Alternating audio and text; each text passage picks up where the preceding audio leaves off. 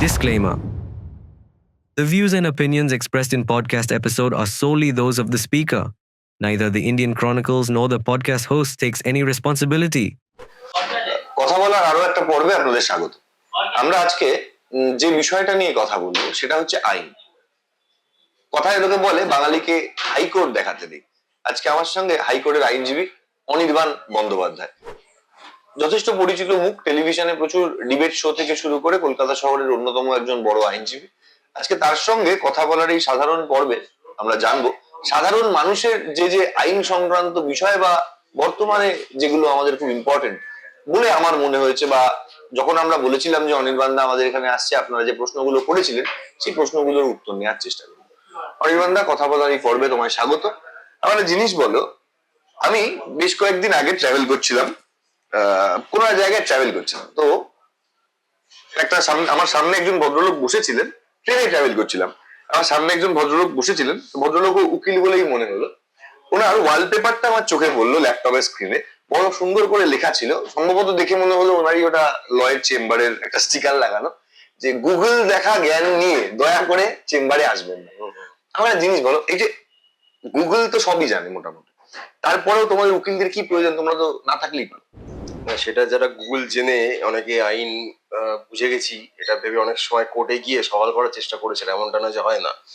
ইউটিউবে এখন বেশ কিছু এজলাসের তো লাইভ স্ট্রিমিং হয়, সেখানে যদি কেউ মনে করে কখনো একবার দেখে নিতে পারেন। যারা ওই গুগল দেখা আইন সেই জ্ঞান নিয়ে ওখানে সওয়াল করতে যান, সাধারণভাবে কিছুক্ষণ পর জজ সাহেব বলেন দয়া করে করবেন না, নিজের পায়ে কুলটা বাড়বেন না, কাউকে এটা ডেকে আনুন, মানে যিনি প্রপার একজন আইন। কারণ আমি কাউকে ছোট করছি না, গুগল থেকে আপনি কিছু জিনিস জানতেই পারেন, কিন্তু placing an argument before the court লয়ের অ্যাঙ্গেল থেকে তথ্য থাকা, সেটাকে অ্যানালাইজ করে কোনটা বলবো, কতটা বলবো, কতটুকু বলবো এবং কিভাবে বলবো, এইটা প্রফেশনাল নলেজ ছাড়া গুগল থেকে সম্ভব নয়। খুব মজা করে বলছিলাম, আমি যে জায়গাটাতে তোমার কাছে প্রথমে আসবার চেষ্টা করবো সেটা হচ্ছে, প্রথম যে আইনটা মানুষের বোধহয় সবচেয়ে বেশি করে মানুষ জানতে চায় সেটা হচ্ছে রাস্তায় বাইক নিয়ে বেরোলে বা গাড়ি নিয়ে বেরোলে সবচেয়ে বেশি মানুষের যেটা প্রবলেম হয় সেটা হচ্ছে ট্রাফিক আইন। আমাকে একটা জিনিস বলো, ট্রাফিক আইন ঠিক কতটা ইলাবোরেটেড এবং ট্রাফিক আইনের মাঝখানে মানে আইনের ফাঁকটুকু কোন কোন? সত্যি কথা বলতে ট্রাফিক আইন মোটর ভেহিকলস অ্যাক্ট অনুযায়ী যা নোটিফিকেশন গুলো বিভিন্ন সময় পুলিশেরা কিছু না কিছু পাল্টায়। মানে আমূল পাল্টাবে না, কিন্তু তার কিছু কিছু অ্যাপ্লিকেশন কিছু সময় পাল্টাতে পারে। যেমন সাম্প্রতিক সময় মোটর ভেহিকলস অ্যাক্টটাকেই পুরোপুরি নতুন ধাঁচে সাজিয়ে ইউনিয়ন সরকার সেটাকে এমন ভাবে করেছে, ফাইনগুলো অনেক হাই করে দিয়েছে। আগে হয়তো কথার কথা বলছি, যেটা 100 টাকার ফাইন ছিল সেটা হয়তো এখন 5000 টাকা হয়ে গেছে। হেলমেট না পরে যাওয়ার জন্য যদি 50 টাকা বা 100 টাকা থেকে থাকে, সেটা এখন 2000 টাকা হয়ে গেছে, ফর এক্সাম্পল বলছি। তো সেই জায়গা থেকে আইনটা এতটাই বিস্তৃত এবং এতটাই কঠিন আচ্ছাদনে বাঁধা যে আপনি যদি ফুল হাতা জামা না পরে বাইক চালান, আপনি কেস খেতে পারেন। এটা আইন অনুযায়ী আপনি কেস খেতেই পারেন। এবারে এটা দেওয়া হয় না, সেটা অন্য কথা। প্রত্যেকটা জায়গায় ব্যবহারিক কিছু বিষয় থাকে, যেখানকার পুলিশ হয়তো হেলমেটটা পরলেন, বেসিক কাগজগুলো রয়েছে, আর কিছু বলবে না। কিন্তু একদম স্ট্রিক্ট আইন যদি এনফোর্স করতে যেত, তাহলে দেখা যেত যেটা বললাম, ফুল হাতা জামা নেই কেন, টায়ারের প্রেসার 2 পয়েন্ট বেশি কেন, কম কেন, সবকিছুতেই কেস দেওয়া সম্ভব। কিন্তু ওইভাবে তো বিষয়টা চলে না। সেফটির প্রয়োজনে যতটা প্র্যাকটিক্যালি অ্যাপ্লাই করা দরকার সেটুকু পুলিশ করে, বা অনেক সময় তারা, আমি বলছি না তারা ম্যাল প্র্যাকটিস কখনো করে না, সেটা অনেক সময় সেটা হয়। কিন্তু আইন অনুযায়ী চললে বেসিক জিনিস ওই হেলমেট পরা, কাগজটুকু সঙ্গে রাখা, আর রাতের বেলা আলো জ্বালিয়ে বাইক চালানো বা গাড়ি চালানো, এই হচ্ছে বেসিক 3টে জিনিস। আর স্পিড লিমিটটা মেনটেন করা।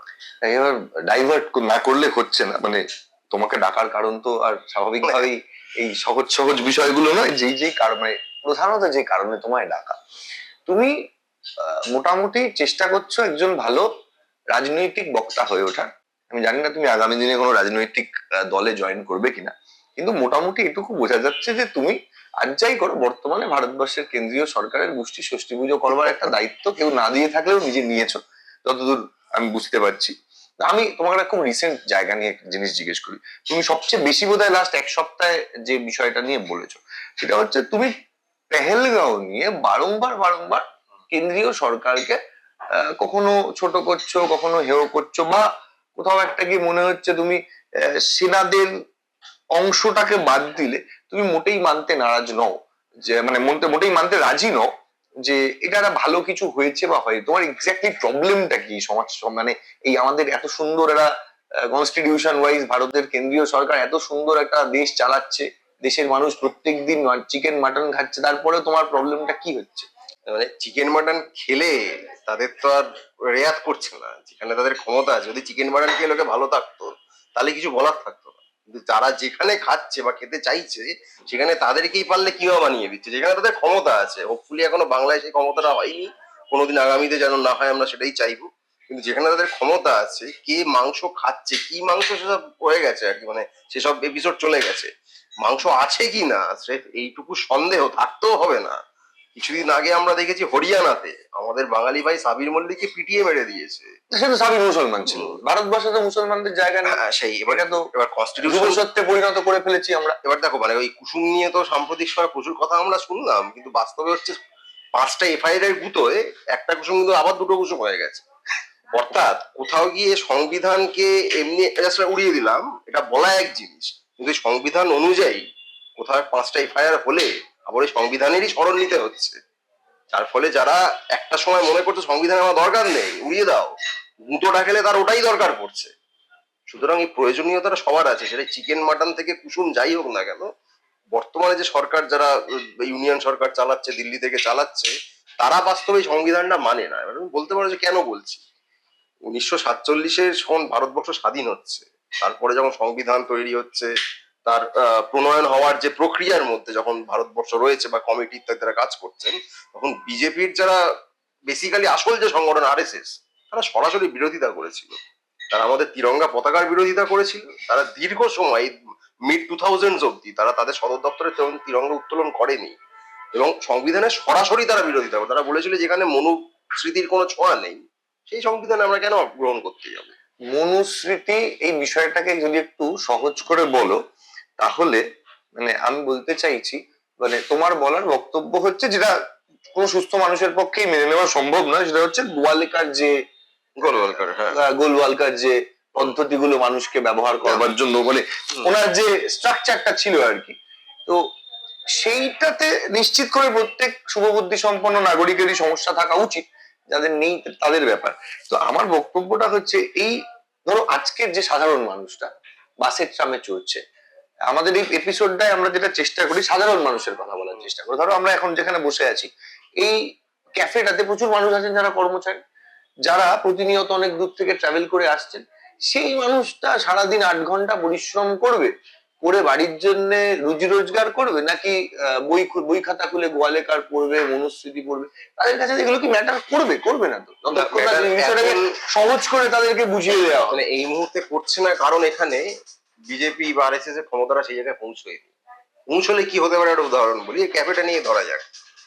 আমি আমার পদবি হিসাব মতো আমি ব্রাহ্মণ, ঠিক আছে? আমি ওসব মানি না, সেটা অন্য প্রশ্ন, আমি ব্যক্তিগতভাবে মানি না, কিন্তু বলছেন ধরো আমি ব্রাহ্মণ। এখানে তথাকথিত লোয়ার কাস্টে যদি কেউ আসে, তাকে আমার এইখানে বসতে হবে, সে আমার সঙ্গে চেয়ারে পাশে বসতে পারে না। ঠিক মনুস্মৃতির যে স্ট্রাকচার বা গোলওয়ালকার যা বলে গেছেন, তার স্ট্রাকচার যদি আমাকে ফলো করতে হয়, রাজনৈতিক ভাবে ইম্পোজ করতে হয়, তাহলে আমার সমকক্ষ জাত দেখে হবে। চক্রবর্তী, ব্যানার্জি, ভট্টাচার্য এরা আমার পাশে বসবে, আমি এখানে সারা বসতে পারবো, তুমি নিচে বসবে, তোমারও নিচে আরো অন্য কেউ বসবে, আর কেউ কেউ থাকবে যাদেরকে ঢুকতে দেওয়া হবে না। কেমন লাগবে? 8 ঘন্টা খাটা তো দূরের কথা, ঠিক মানে 24-এর মধ্যে 22 ঘন্টা খেটেও ওই ছুঁড়ে দেওয়া রুটি ছাড়া কিছু জুটবে না, এরকম একটা বিশাল অংশের মানুষ আজকে বিজেপির জন্য না। তাহলে এত লোক বিজেপিকে ভোট দেয় কেন? ভোট দেওয়ার ভোটে বাংলার বাইরে, আমি বাংলার অ্যাসপেক্টে আসছি না, বাংলার অ্যাসপেক্টে আমারও একটা অন্য জিনিস মনে হয়, কিন্তু আমাকে তুমি বলো বাংলার বাইরে যে পরিমাণ ভোট বিজেপি পাচ্ছে, আমি আসবো পেহেলগামের বিষয়টা তো এলাবোরেটলি আসবো, তাহলে তোমার কি মনে হয় যে কি ফাইন্ডিংস গুলো কি কি হতে পারে, যে কেন বিজেপি ভোট পাচ্ছে? শুধু কি একটা সম্প্রদায়কে হিট করে বা একটা মানুষকে সুশ্রুতি দিয়ে এতটা ভোট কনসিডার করা যায় পসিবল? প্রথম কথা, বিজেপি যে ভোটটা পাচ্ছে সেটা মারাত্মক কিছু নয়, সে 38% অব্দি ভোট নিয়ে যেতে পেরেছে। ঠিক, অর্থাৎ 62% যারা ভোট দিচ্ছেন তারাই তো উল্টো দিকে হলো। যে এই অঙ্ক চিরকালীন, এই অঙ্ক চিরকালীন। অর্থাৎ আমি বলতে চাইছি ভারতবর্ষের পপুলেশনের আনুমানিক 70 to 75% তো হচ্ছে হিন্দু, যদি ধর্মের নিরিখে বলি। তাদের মধ্যে যারা ভোট দিচ্ছেন তাদেরও 50%-এর কম বিজেপিকে ভোট দেয়। অর্থাৎ বিজেপি তার হিন্দুত্বের রাজনীতি দিয়েও গোটা হিন্দু সমাজকে এক হওয়া যতই সে বলুক, আসলে সে করতে পারে না। এক, দ্বিতীয়ত সে গোটা ভোটটাই কি আর হিন্দুত্বের প্রশ্নে পাচ্ছে? সেটা কিন্তু পাচ্ছে না। গোটাটাই কি ইসলামোফোবিয়া ছড়িয়ে পাচ্ছে? সেটা কিন্তু পাচ্ছে না। বহু জায়গায় অপোজিশনের ব্যর্থতার কারণে পাচ্ছে, ঠিক কিছু জায়গায় তাদের নিজস্ব সোশ্যাল ইঞ্জিনিয়ারিং এর কারণে পাচ্ছে। ঠিক তার মধ্যে যেমন উচ্চ বর্ণের ভোট আছে, তেমনি নিম্ন বর্ণের যে বড় অংশের ভোট আছে এটা অস্বীকার করার কোনো জায়গা নেই। এবার সেটা কেন আছে? না দেখো, মোটামুটি তুমি যদি উত্তরপ্রদেশকে চিন্তা করো, উত্তরপ্রদেশ এমন একটা জায়গা যেটা মোটামুটি বলা যায় এসসি এসটি ওবিসি ওরিয়েন্টেড একটা জায়গা, যেখানে দলিতদের ভোটটা নির্ণায়ক হয়। উত্তরপ্রদেশে বিজেপি কিন্তু কাঙ্ক্ষিত সাফল্য পাচ্ছে। আমি জানি না আগামী দিনে কি হবে, আমি বারবার একটা জিনিস বলতে চাইবো যে সবটা তো পশ্চিমবঙ্গ নয়, যেখানে মানুষের মধ্যে এখনো বোধ চেতনা শিক্ষা এটা আছে, এবং অ্যাচুড বলা যায়, মানে বলা উচিত যে শেষ আমাদের পশ্চিমবঙ্গে বর্তমানে যে সরকার চলছে, এই সরকার এই একটা জায়গাতে খুব সফল যে এখনো রক্তটা রাস্তায় আসতে দেয়। বাকি চুলচেরা বিশ্লেষণ সরকার সম্বন্ধে হতেই পারে, এটা মানুষের দায়িত্ব, কিন্তু বর্তমান আমাদের রাজ্যের সরকার মানুষকে এখনো দুবেলা দুমুঠো চালের জন্য কারোর বাড়ি জ্বালিয়ে ফেলতে হবে আর চুরি ছাচের মধ্যে যেতে হবে, ডাকাতি করতে হবে, এই পর্যায়টা নামায়নি। এবং যেভাবে রিভাইভ করছেন অনারেবল চিফ মিনিস্টার, অ্যাটলিস্ট উনি বাংলাকে সার্ভাইভটা করিয়ে রেখেছেন। দেখো এতগুলো টাকা পয়সা কেন্দ্রীয়, যদিও এই এপিসোডটা পলিটিক্যাল নয়, আমি আমার পলিটিক্যাল পরিচয়ের বাইরের ব্যক্তি মানুষটা এই এপিসোডটা করি, এটাকে দয়া করে কেউ ওই পলিটিক্যাল কানেকশনটাকে জুড়ে দেবেন না, জুড়লে জুড়তেই পারেন, সেটা আপনার ব্যাপার, কিন্তু এই আমি আর ওই আমিটার মধ্যে একটা ফারাক রয়েছে। প্রত্যেক মানুষের যেমন ভিন্ন সত্তা থাকে, এটা আমার আর একটা, যেখানে ছিলাম অনির্বাণদা, যে তুমি এইমাত্র কাস্টিজমের কথা বললে, তো যে তোমার সমকক্ষ তোমার জাতীয় না হলে, তোমার জাতের না হলে পারবে না, তাহলে উত্তরপ্রদেশে বিজেপির সাফল্যের মন্ত্রটা কি? তো উত্তরপ্রদেশ তো একটা বিশাল বড় রাজ্য, মানে সেটাকে একটা আলাদা দেশ বানিয়ে দিলেও ক্ষতি নেই। তার পপুলেশনটা এতটাই বড় এবং ডাইভার্সিটি, এটাও খেয়াল রাখতে হবে। পশ্চিম উত্তরপ্রদেশের সঙ্গে পূর্ব উত্তরপ্রদেশের খুব সামান্য মিল, মানে মানুষগুলোকে হয়তো দেখতে একরকম হতে পারে, কিন্তু তাদের ভাষা, তাদের সংস্কৃতি, খাবার ধরন ইত্যাদির প্রচুর তফাৎ রয়েছে। তো সেই জায়গায় দাঁড়িয়ে এক একটা জোনে বিজেপি এক এক রকম ভাবে তাদের প্রভাব খাটিয়ে বা তাদের কৌশল প্রয়োগ করে তারা চেষ্টা করেছে ভোটটাকে করাবার। 2017-তে তারা যখন জিতছে, মূলত সেখানে অখিলেশ যাদবের সরকার বা তার আগে মায়াবতী সরকার, মানে যেটা মূল দুটো পার্টি এসপি আর বিএসপি, তাদের বিরুদ্ধে ক্ষোভটা অনেক বেশি রিফ্লেক্টেড হয়। সেখানে প্রচুর আলাদা করে খুব হিন্দু ছাতার তলায় ঢুকে গিয়ে তারা ভোট দিতে শুরু করেছিল। 17-তে অন্তত সেটা অতটা হয়নি, কিছুটা নিশ্চয়ই হয়েছিল। এবার সেখানে যারা যে দলিত অংশটাও রয়েছে, তারা কি দেখেছিল যে দীর্ঘ সময় মায়াবতী মুখ্যমন্ত্রী ছিলেন, একটা বড় সময় মুলায়ম সিং যাদব, পরে অখিলেশ মুখ্যমন্ত্রী ছিলেন, তাদের সিগনিফিকেন্ট উন্নতি তারা অন্তত তারা হয়তো বোধ করেছিলেন যে আমাদের হয়নি, হয়েছে হয়নি আমি সে বিতর্কে যাচ্ছি না, তারা হয়তো মনে করেছিলেন। এবার 17-তে যে লাভটা বিজেপি পায়, 2022-এ আমি নিজে বিধানসভা ভোটের সময় 2022-এ বেনারসে গেছিলাম no vote to BJP campaign করতে, আমরা বেশ কিছু মানুষজন গেছিলাম। সেখানে গিয়ে দেখেছিলাম যে বেনারস শহরটাকে তারা বেসিক্যালি পাল্টে ফেলেছে বিজেপি সরকার। অ্যাপারেন্টলি দেখতে চকচকে, কিন্তু যারা বেনারসে আগে গেছে, আমি 2015-তেও গেছিলাম, বাঙালি তো বেনারসকে মূলত জয় বাবা ভেলুনাথ থেকে চেনে, আর যারা গেছে তারা জানে যে পুরনো শহরের যে একটা ছাপ, সে সবটাতে তার ভালো আমি বলছি না, কিন্তু পুরনো শহরের যেটা ঐতিহ্য থাকে, তার যে ইতিহাসের ছাপ থাকে, সেটাকে পুরো ধূলিসাৎ করে দিয়েছে। এবং সেখানে মূলত বাঙালিদের যে বাসস্থানের জায়গা, বাঙালি টোলাটা বিখ্যাত জায়গা, সেখানে প্রচুর বাঙালি বাড়ি তার বিক্রি টিক্রি করে দিয়ে তারা চলে যেতে একরকম বাধ্য হয়েছে। সেটা বিজেপি করিয়েছে, আমি সেই ইয়েতে যাচ্ছি না, কিন্তু চেঞ্জটা যেটা হয়েছে তাতে বিশ্বনাথ মন্দিরকে কেন্দ্র করে একটা খুব চকচকে করিডোর তৈরি হয়েছে, রাস্তা রাস্তা বড় হয়েছে, পুরনো মন্দিরগুলো ভেঙে সব ধূলিসাৎ করে দিয়েছে। মানে শয়ে শয়ে মন্দির, বিজেপি বলে তো যে এর আগে ঔরঙ্গজেব মন্দির ভেঙেছিল, বিজেপির মতো মন্দির আর কেউ ভাঙেনি। যে সংখ্যায় বিজেপি বেনারস বা অযোধ্যায় মন্দির ভেঙেছে, এরকম সংখ্যায় কেউ ভাঙেনি আজ অব্দি। ভেঙে তারা স্রেফ একটা বাণিজ্যিক করিডোর বানিয়েছে, সেখানে বড় বড় ব্যবসার নিয়ন্ত্রণ একটাও স্থানীয় মানুষের হাতে নেই। বড় ব্যবসাগুলো, সেখানে যারা বড় হোটেল বানিয়েছে, বেনারসের যে গঙ্গার পাড়টা আছে, মণিকর্ণিকার থেকে আস্তি ঘাট অব্দি যে বিখ্যাত, যে গঙ্গার পাড় ধরে হেঁটে গেলে দেখা যায়, পাড় ধরে প্রচুর বড় বড় বিল্ডিং, সবই প্রায় হোটেল হয়ে গেছে। এবং সেই হোটেল একটারও মালিকানা কিন্তু স্থানীয় লোকের নয়, বা এমনকি উত্তরপ্রদেশের লোকেরও নয়, সেটা গুজরাট টুজরাট থেকে আসা ব্যবসায়ী, তারা ওগুলো নিয়ন্ত্রণ করে। তো এইটার প্রভাব 2017-এ কিন্তু তাদের ভোটে পড়ে, নানা কিছুর প্রভাবেই পড়ে। তার মধ্যে দলিত যে ভোটটা অনেকাংশে সরে গিয়ে আবার এসপিতে ব্যাক করে। তার মধ্যে বিজেপির হয়ে বি টিম হয়ে খেলা, এটা তো ছিলই। সেটা যদি তারা না করতো, আমার ধারণা বিজেপির পক্ষে 22-এ সরকার করা মুশকিল হতো, কারণ তাদের 70-এর বেশি আসন কমে যায় 2017-এর তুলনায়, আর অখিলেশের 80-টার কাছাকাছি আসন কিন্তু তাদের বেড়ে যায়। এবং খেয়াল রাখতে হবে যে মমতা বন্দ্যোপাধ্যায় বেনারসে গেছিলেন অখিলেশের হয়ে সেই সময় একটা প্রচার করতে। তো বিএসপির উল্টো দিকে খেলা, মানে বিজেপির হয়ে খেলা, আরো 5টা ফ্যাক্টর যদি একটু পজিটিভলি ক্লিক করতো, 2022-এই বিজেপি হয়তো উত্তরপ্রদেশে হেরেছে। তো যেটা 24-এ আমরা দেখলাম যে রাম মন্দির উদ্বোধন করার পরেও বিজেপি কিন্তু লোকসভায় খুব খারাপ ফল করলো, উত্তরপ্রদেশে খুব খারাপ ফল করলো। তারা এক্সপেক্ট করেছিল রাম মন্দিরের জোয়ারে ভেসে গোটা ভারত জুড়ে 400 আসন পাবে, উত্তরপ্রদেশেই পায়নি। এবং সবচেয়ে মজার কথা, অযোধ্যা যে কেন্দ্রের অন্তর্গত ফাইজাবাদ, সেখানেই তারা হেরে যায়। অর্থাৎ দলিত ভোটটাকে তারা একভাবে হয়তো কনসোলিডেট করার চেষ্টা করেছিল 2017-তে বা 2019-এও করেছিল, সেটা কিন্তু তারা বেশি দিন ধরে রাখতে পারেনি, কারণ তাদের মতাদর্শে তো রয়েছে দলিত বিরোধিতা। তাদের মজ্জাগত তারা বেসিক্যালি জায়গা থেকে তারা সরতে পারবে না। হ্যাঁ, এটা হয়, এটা কোর জায়গাটাকে বের করা যায় না। আমি তোমার সঙ্গে যেটা নিয়ে আমাদের কথা হচ্ছিল যে সবচেয়ে বেশি যে চর্চিত, যেটা বিগত 15-20 দিনের আমরা টেলিভিশনের পর্দায় দেখেছি এবং প্রত্যেকেই আমরা দেখে, যে কোনো স্তরের মানুষ আমরা অত্যন্ত অখুশি। তোমার কি মনে হয় না যে এটা সবচেয়ে ভালো সময় ছিল যখন আমরা পিওকেটা ফেরত নিয়ে আসতে পারতাম? দেখো, পিএ কে ফেরত আনা মুখে বলা আর ফেরত আনা মানে বাস্তবে করা, এটার মধ্যে তো একটা আকাশ পাতাল তফাৎ আছে। পিওকে ফেরত আনা মানে কি, আমি ধরে যাক আমি জমিটা দখল করলাম বা রাদার পুনর্দখল করলাম, হোয়াট এভার, মানুষগুলোর কি হবে? সেখানে তো 60 লক্ষের কাছাকাছি মানুষ থাকে, তাদের কি হবে? তাদেরকেও আমরা নেবো কি? তারাও কি আমাদের সঙ্গে মিশে যাবেন? তারাও কিন্তু ধর্মে মুসলমান, তখন তো আবার হিন্দু খাত্রেমে হয়ে যাবে। আজকে যে সরকার, যারা হিন্দু খাত্রে মেহে এই পোল প্ল্যানকে একের পর এক নির্বাচন পার করার চেষ্টা করে, তারা ভারতবর্ষে 20% মুসলমানকে দেখিয়ে বাকিদেরকে বলছে দেখো ভাই তোমরা ভয়ে আছো, তোমাদের ভয় থাকার কথা। এবার তাহলে আরো কি 60 লক্ষ মানুষ তারা মুসলমানকে নিত? কিন্তু ওই মুসলিমরা কি ভারতীয় নন?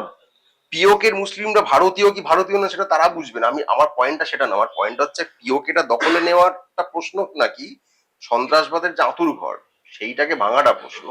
এটা আমি করতে আমি তোমায় বলছি, ধরো আমার বাড়ি, আমার জমি তুমি এসে দখল করেছো, আমি যে কোনো কারণে তোমাকে তখন খেদাতে পারি। আজকে আমি শক্ত সামর্থ্য হয়েছি, আমার বাড়ি তুমি দখল করে বসে আছো, আমি তোমায় পেদিয়ে বৃন্দাবন না দিকে তোমার ললিপপ ধরিয়ে দেবো। এই যে শক্ত সামর্থ্য হওয়ার যে ইলিউশন, আজকে শক্ত সামর্থ্য মানেটা কি? শুধুমাত্র সেনাবাহিনীর বহর বাড়লে শক্ত সামর্থ্য হয় না। কূটনৈতিক স্তরে বা আন্তর্জাতিক বিদেশ নীতির স্তরে ভারতবর্ষ ক্রমশ দুর্বল হয়েছে মোদির জমানায়। এটা শুনতে কার ভাল লাগবে কার খারাপ লাগে আমার জানার দরকার নেই, দিস ইজ ফ্যাক্ট। একটা সময় ছিল যখন আমাদের আশপাশে পাকিস্তান বাদ দিয়ে বাকি সমস্ত রাষ্ট্র, সমস্ত দেশ মোরাললেস আমাদের বন্ধু ছিল। যেটা শ্রীলঙ্কা, ভুটান, বাংলাদেশ, নেপাল, চীনের সঙ্গে দারুণ সখ্যতা না থাকলেও মারাত্মক বৈরিতার পর্যায়ে 62-র পর থেকে কিন্তু সেইভাবে আমরা যাইনি। কিন্তু মোদির সময় আমরা দেখলাম তারা ডোকলামে ঢুকে যাচ্ছে, লাদাখে ঢুকে যাচ্ছে, অরুণাচলে জমি দখল করছে, এইসব পরের পর অভিযোগ আছে। এবার ভারত সরকার সেগুলো স্বীকারও করে না, অস্বীকারও করে না, সেটা অন্য কথা। কিন্তু এটা তো বাস্তবে আমরা দেখছি তারা চীনকে আসলে কিছু বলতেও পারে না। 14-এ ক্ষমতায় আসার আগে মোদি যেটা বলতো চীনকে আমরা লাল চোখ দেখাবো, আসার পর একটা কথাও বলতে পারেনি। লাল চোখ দেখানো তো দূরের কথা। অর্থাৎ পিওকে দখল করা বা পাকিস্তানের মাটিতে থাকা সন্ত্রাসবাদীদের আতুর ঘরকে ধ্বংস করার জন্য এক তো সামরিক অভিযানটা একটা ইম্পর্টেন্ট পার্ট, কিন্তু আজকের দিনে দাঁড়িয়ে অনেক বেশি গুরুত্বপূর্ণ হয়ে দাঁড়ায় আন্তর্জাতিক জনমতকে নিজের পক্ষে আনা বা সেটাকে অগ্রাহ্য করতে পারার ক্ষমতা থাকা, যেটা মাননীয় ইন্দিরা গান্ধীর ছিল। তিনি দেখো, ইন্দিরা গান্ধীর সঙ্গে তো কারোর ভাবে তুলনা না করাই ভালো। তুলনায় যাচ্ছি না, যেহেতু তিনি প্রধানমন্ত্রী ছিলেন, আমি সেটা বলছি না, আমি সেই জায়গাটা বলছি না। আমি তোমাকে একটা জিনিস বলছি, আমি সেদিনকে একটা জিনিস পড়ছিলাম, আমি যাই হোক খুঁজে পাচ্ছি না, কিন্তু তোমার প্রশ্নটা করছি মনে রয়ে, আমি যে জায়গাটায় ছিলাম, ধর পিওকে বা আমরা আমাদের এখানে বেশ কিছু মানুষকে মৃত্যুবরণ করতে হলো, কিছু কাপুরুষোচিত লোকজন এসে তাদের গুলি করলেন, তার পাল্টা আমার দেশ, আমার রাষ্ট্র ব্যবস্থা নিল। আমার সেনাবাহিনীকে আমার কুর্নিশ জানাতে দ্বিমত থাকা উচিত নয়। আমি কুর্নিশ মানে দ্বিমত নইও। আমি অত্যন্ত প্রাউড ফিল করছি যে যেটুকু করে থেকেছে আমার সেনাবাহিনী। সে যদি 2000 লোককে ওখানে 2000 সন্ত্রাসবাদীকে মেরে আসে, তাতে আমি যতটা খুশি, 200 জন সন্ত্রাসবাদীকে মেরে আসলেও আমি অতটা খুশি। আমার কষ্ট একটাই, আমার সেনাবাহিনী যারা ভারতীয় জওয়ান, তাদের মধ্যে একটা মানুষের যদি হাতও কেটে যায় তাতে আমার বুক ফাটবে। এটা প্রত্যেক ভারতের নাগরিকেরই হওয়া উচিত, আমি তুমি সকলেই। আমার প্রশ্নটা হচ্ছে এই যে পিওকের যে কনসিডারেশনটা, এই যে লুপ হোলটাকে ব্যবহার করে কতগুলো জঙ্গি ভারতবর্ষে ঢুকলো, এই লুপ হোলটা কি তোমাদের পরিভাষা বা তোমাদের আইনি পরিভাষায়, তুমি যথেষ্ট বেশি আইন নিয়ে চর্চা করো, এই এত বড় একটা করিডোর, কারণ আমাদের কাছে তো সেম একটা বিচ্ছিরি ঘটনা আছে পুলওয়ামা, এইরকমই একটা করিডোর গ্যাপ, এইরকমই একটা সেনাবাহিনীর সঙ্গে কোথাও অদ্ভুত ভাবে ভারতবর্ষে বারবার সেনাবাহিনীকে টস করে দেওয়া হচ্ছে, মানে মরলে সেনা আমার কি, এরকম একটা ব্যাপার যে সেনাবাহিনীতে গেছো ভাই মরতে তো হবে। এটা আমার স্বল্প পড়াশোনায় যা বলে, এটা কিন্তু পৃথিবীর আর কোনো বাংলাদেশের মতো মানে কি বলবো, এক কাপ চা যে দেশটা ঠিক করে সবাই মিলে আমরা এক কাপ করে চা ঢাললে যে দেশে বন্যা হয়ে যাবে, তারাও নিজের সেনাবাহিনীকে কিন্তু অনেক বেশি প্রোটেক্টেড করে। আমাদের সেনাবাহিনীর প্রতি এই ল্যাক আমাদের সরকারের কেন? মানে এটা তো হতে পারে না, কেউ সেনাবাহিনীতে যাচ্ছে মানে সে মরার জন্যই যাচ্ছে, কেন সে 4 জনকে মেরে ফিরে আসবে না? এক জিনিস খেয়াল রাখতে হবে, যে দল মানে ভারতীয় জনতা পার্টি সেনার নামে ভোট চায়, তাদের নেতাদের একজনেরও পরিবারের সেনায় সম্ভবত কেউ নেই। না সেটা হতেই পারে, আমিও সেনা নিয়ে বড় কথা বলছি, আমার পরিবারে আমি আসছি। আমরা সেনাবাহিনীকে সম্মান করি, সেনাবাহিনীর ছবি লাগে আমরা ভোট চাইতে যাই না। ঠিক, আমি তোমার সঙ্গে একমত। আমি বলতে চাইছি তোমাকে যে জায়গা, যে কূটনীতির ঠিক কোন জায়গাটাতে আমরা আটকে গেলাম, যার জন্য বারবার এটা হচ্ছে, যারা মানে সন্ত্রাসবাদে পুষ্ট একটা রাষ্ট্রযন্ত্র বারংবার এসে আমার দেশের মাটিকে বারবার রক্তাক্ত করছে, আমারই দেশের নাগরিক, সে সেনাবাহিনীর হতে পারে, সে আমার বাংলা মানে ভারতবর্ষের যে কোনো প্রান্তের কোনো মানুষ হতে পারে, তার গায়ে পাকিস্তানের ছুড়ে দেওয়া বুলেট লাগবে কেন? 100 বার। এখানে তো প্রথম জিনিস হচ্ছে জম্মু কাশ্মীরের 2019-এর আগে থেকে নিরাপত্তার প্রশ্নে গোটা দায়িত্ব কিন্তু ইউনিয়ন সরকারের, অর্থাৎ বিজেপি সরকারের। 2019-এর পুলওয়ামা যখন ঘটছে, তখনও সেখানকার রাজ্যের সরকারের নিরাপত্তার দায়িত্ব কিন্তু ছিল না, রাজ্য সরকারটাই ছিল না তখন, তখন কেন্দ্রীয় শাসন চলছে। এবং এই পুলওয়ামা পেহেলগাম যখন ঘটছে, তখন যদিও সেখানে একটা রাজ্যের সরকার নির্বাচিত হয়েছে, কিন্তু যেহেতু ফুল স্টেটহুড নেই, তার হাতে না আছে পুলিশ, না আছে আধা সেনা, আর সেনা থাকার তো প্রশ্নই নেই। অর্থাৎ গোটা বিশ্বের অন্যতম হেভিলি মিলিটারি জোন হচ্ছে কাশ্মীর। সেইখানে 4 জন 5 জন 6 জন কজন জঙ্গি ছিল আমি এক্সাক্ট কেউই আমরা জানি না, তারা ঢুকলো, প্রায় আধ ঘন্টা 40 মিনিট ধরে আমাদের 26 জন নিরীহ নিরপরাধ মানুষকে মেরে দিল, মেরে দিয়ে তারা চলেও গেল। আজকে হচ্ছে 23শে মে বা 23 বা 24শে মে, 1 মাসের বেশি হয়ে গেছে, একজনও ধরা পড়েনি, একজনও ধরা পড়েনি। এবার এইটাকে কি শুধুমাত্র ব্যর্থতা বলে আমরা ছেড়ে দিতে পারি? আমার প্রশ্নটা এইখানে। আমারও বক্তব্যটা এইখানে, যে নাগরিক সমাজ মানে why they are so silent? তোমার কথাকে আমি মান্যতা যদি দিই, তোমার মতো শুভবুদ্ধি সম্পন্ন মানুষ রাস্তায় বা আমাদের এলাকায় বা আমাদের দেশে কম নেই। আমরা কেন পারছি না একটা রাষ্ট্রযন্ত্রের বিরুদ্ধে সংগঠিত ভাবে, যদি আমার মনেই হয় আমার রাষ্ট্রযন্ত্র বিকল হয়েছে, আমার বাড়িতে মানে আমার বাড়ির যদি কোনো রেফ্রিজারেটর খারাপ হয়, আমরা 15 মিনিটে মেকানিক ডাকি, কারণ গরম পড়েছে, ঠান্ডা জলের সঙ্গে কম্প্রোমাইজ করা যাবে না। আমার বাড়ির ওয়াশিং মেশিনটা যদি খারাপ হয়, আমি 15 মিনিটে মিস্ত্রি ডেকে আনি, কারণ জামা কাপড়টা কাচতে হবে। আমার দেশটার যদি মেনটেনেন্সের প্রয়োজন হয়, কেন নাগরিক সমাজ এক জায়গায় দাঁড়িয়ে এই দেশের রাষ্ট্রযন্ত্রের মেরামতি করতে পারছে না? আংশিকভাবে বিজেপি এখানে সফল হয়েছে, যে তারা মানুষকে প্রশ্ন করলে আপনি দেশদ্রোহী, এইটা বোঝাতে সফল হয়েছে। সরকারকে প্রশ্ন করা মানে দেশকে প্রশ্ন করা। সরকার আর দেশ তো এক নয়, এক্স্যাক্টলি। এইখানে হচ্ছে অপোজিশনের দায়িত্ব। এটা আমার ব্যক্তিগত জায়গা থেকে ওভারঅল অপোজিশনের কথা বলছি, আমার একটা সমালোচনার জায়গা আছে। তারা কিন্তু সেই সময় এক অর্থে পলিটিক্যালি সারেন্ডার করে বসেছিল। তারা সরকারের পাশে থাকা এক জিনিস, আন্তর্জাতিক স্তরে সরকার কোনো পদক্ষেপ নেবে সন্ত্রাসবাদের বিরুদ্ধে, তার পাশে থাকাই উচিত, সেটা নিয়ে কারো দ্বিমত নেই। কিন্তু আভ্যন্তরীণ রাজনীতিতে যখন নরেন্দ্র মোদী ফিরে এসে পেহেলগাম আক্রমণের পর ফিরে এসে কোনো সর্বদলীয় বৈঠকের ধার কাছ দিয়ে না গিয়ে, কোনো সাংবাদিক সম্মেলন না করে, তিনি এমনিও করেননি প্রধানমন্ত্রী হওয়ার পর, কোনো পার্লামেন্ট সেশনে না গিয়ে সোজা চলে গেলেন বিহারে নির্বাচনী প্রচার করতে। এবং তিনি সেখানে বসে মঞ্চে বসে নীতিশ কুমারের সঙ্গে হাসাহাসি করছেন। তার মাত্র 24, 30, 36 ঘন্টা আগে আমাদের 26 জনকে ওইভাবে মেরে চলে গেছে, আমাদের প্রধানমন্ত্রী ওখানে বসে হাসাহাসি করছেন। এইটাকে অপোজিশনে চেপে ধরা উচিত ছিল বলে আমি মনে করি। এইখানে তারা মিস করেছে। আমি অপোজিশন আমি আসছি, দেখুন সাধারণ মানুষের পলিটিক্যাল ভয়েসটা কারা? Political parties. শুধুমাত্র সাধারণ মানুষ হঠাৎ করে মিছিল করতে বেরিয়ে পড়বে, এটা জেনারেলি হয় না, তাতে গণ অভ্যুত্থান হয়ে যাবে। গণ অভ্যুত্থান কি আমরা কেউ চাই? সেটা কিন্তু কেওস হয়ে যাবে, এটা অ্যানার্কি হয়ে যাবে, ওইটা আমরা কেউ চাই না। Why do we need political parties? এই ডিসেন্টটাকে ভয়েস করার জন্য। যে সাধারণ মানুষের বক্তব্য সেটা পক্ষে হতে পারে বিপক্ষে হতে পারে, কিন্তু সেটা ভয়েস করবে কারা? পলিটিক্যাল পার্টিসরা করবে। এইখানে আমি ওভারঅল অপোজিশনের প্রতি আমার সমালোচনা সাধারণ মানুষ হিসেবে, যে আপনারা সরকারকে অনেকটা ছেড়ে দিলেন, এটা ছাড়াটা উচিত হয়নি। কারণ পুলওয়ামা আমরা একবার দেখেছি, তারপরে সত্যপাল মালিকের বক্তব্য আমরা শুনেছি, কোনো প্রশ্নের কোনো উত্তর পাইনি, আবার পেহেলগাম হলো, আমরা আবার ছেড়ে দেবো? ছাড়তে ছাড়তে যাবোটা কোথায়?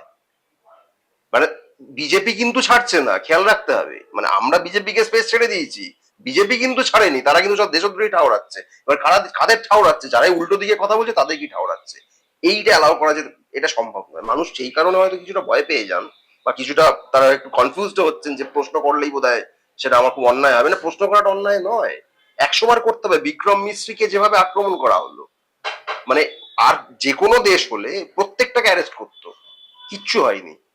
মধ্যপ্রদেশের বিজেপি মন্ত্রী সোফিয়া কুরেশিকে সন্ত্রাসবাদীদের বোন বলেছেন, কিচ্ছু পদক্ষেপ হয়নি, জিরো। এরপরে তাহলে ছেড়ে দিন বিজেপিকে, তাহলে একটা অপোজিশন রাখার দরকারটা কি? সব বন্ধ করে দিক, তাহলে সব বিজেপি দখল করে নিক। মানে তারা এমনি তো করে নেবে এইভাবে। তাদের বক্তব্য যেটা প্রশ্ন করার সময়, তার সময় কোনটা বলে দিক আমাকে। যেদিন ঘটনা ঘটবে আমি প্রশ্ন করবো না, তার 5 দিন পরে করবো না, 2 সপ্তাহ পরেও করবো না, আজকে 1 মাস হয়ে গেছে আমি এখনো করবো না, কখন করবো? মোদি কিন্তু ওদিকে চালিয়ে যাচ্ছে, অপারেশন সিঁদুরের ছবির সঙ্গে নিজের ছবি লাগিয়ে তার কিন্তু হোর্ডিং ছেপে ছেপে বেরিয়ে চলেছে, তিনি গিয়ে ডায়লগ দিয়ে যাচ্ছেন, বাকিরা চুপ করে থাকছে। সাধারণ মানুষকে দোষ দিয়ে লাভ নেই, অপোজিশনকে এটা দায় নিতে হবে। একটা 8 ঘন্টা স্লটে সবটা ধরে নেওয়া যায় না, এটা জানি। অনির্বাণদাকে আরো একবার নিশ্চিত করে হয়তো একবারের বেশিও ডাকবো, আড্ডা মারবো, কথা বলবো। আমি একদম শেষ জায়গায় আছি, অনির্বাণদা এপিসোডটা শেষ করতে হবে। আমাকে একটা জিনিস বলো, যে আজকে একজন সাধারণ মানুষ, যে লোকটার না চাইতেও জন্মের পরেই তার ঘাড়ের ওপর অনেক টাকার বোঝা আছে, হ্যাঁ, যে বাচ্চাটা জন্মাচ্ছে ভারতবর্ষে আনুমানিক লক্ষাধিক টাকা দেনা নিয়ে জন্মাচ্ছে, সেটা শহরের ভারতবর্ষের সবচেয়ে দামি শহরের সবচেয়ে দামি পরিবারের ছেলে হলেও তাই, আবার যার বাড়িতে যার বাবা একটা ট্রাক্টর কিনতে গিয়ে মাত্র 2 লক্ষ টাকা শোধ করতে পারেনি বলে মারা গেছে, সেই বাচ্চাটাও ঘাড়ে 1 লাখ টাকার দেনা নিয়ে জন্মাচ্ছে। এইরকম একটা রাষ্ট্রযন্ত্র বর্তমানে আমাদের। এইখানে দাঁড়িয়ে গণ অভ্যুত্থান তো আমরা কেউ চাই না, কেউই আমরা এনার্কির পক্ষে নই, কেউই। তার সবচেয়ে বড় উদাহরণ আমরা কিছুদিন আগেই দেখেছি, আমাদের পাশের রাষ্ট্র, অদ্ভুত মানে পৃথিবীর কাছে লজ্জা, যেটা ঘটেছে আর কি, গণতন্ত্রের কাছে লজ্জা। আমাকে তুমি একটা জিনিস বলো, সাধারণ মানুষ করবে তো করবে, একটা মানুষের যদি প্রতিবাদ করতে ইচ্ছে করে, সেই মানুষটা আজকে আমাদের রাষ্ট্রযন্ত্রের, তোমাদের আইনের, মানে তোমাদের আইন, এইটা আমি কোট করছি তার কারণ হচ্ছে সাধারণ মানুষ, আমাদের এ পক্ষের যারা, আমরা আইন বলতে অত কিছু বুঝি না। আমরা সংবিধানের কে কটা পাতা উল্টে দেখেছি, এটা অনেক বড় প্রশ্ন। ওই আমাদের সাধারণ মানুষের কাছে আইন বলতে কিন্তু একটু যারা পুরনো তাদের কাছে সানি দেওল, আর এখনের যে প্রজন্ম, এখনের যে ফেসবুক ইনস্টাগ্রাম প্রজন্ম, তাদের কাছে আইন মানে কিন্তু জলি এলএলবি, এর বাইরে একটা বড় আইন যেটা, সেটা কিন্তু নয়। ভাই, জোকস অ্যাপার্ট, আমাকে বলো, যে লোকটা কিছু করতে চাই, একটা লোক কেন করবে, মানে কিভাবে করবে? একটা লোক প্রতিবাদ করতে গেলে তার জেল হয়ে যেতে পারে।